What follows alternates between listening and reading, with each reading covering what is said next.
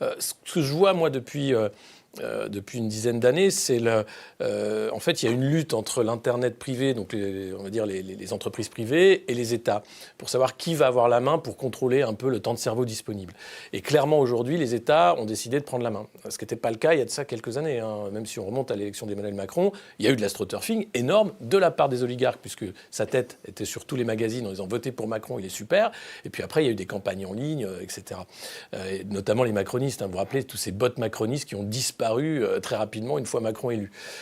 Et donc, on se retrouve avec aujourd'hui cette lutte extrêmement violente, avec des lois de censure qui se mettent en place, soi-disant pour protéger la jeunesse, j'imagine qu'on en parlera, parce que les États ont décidé de reprendre la main, en disant « Ok, Elon Musk, c'est peut-être l'homme le plus riche du monde, mais c'est pas lui qui fait la loi ». C'est d'ailleurs ce que disait Thierry Breton, qui est maintenant interdit de territoire américain, quand il était commissaire européen et qu'il a mis en place le DSA. L'idée, c'est de réguler, de dire que ces espaces ne sont pas des Far West numériques. Ce ne sont pas des Far West numériques. Il y a déjà des outils pour censurer des comptes, interdire, flaguer, dire qu'il y a des choses interdites qui sont là. Mais il faut aller plus loin.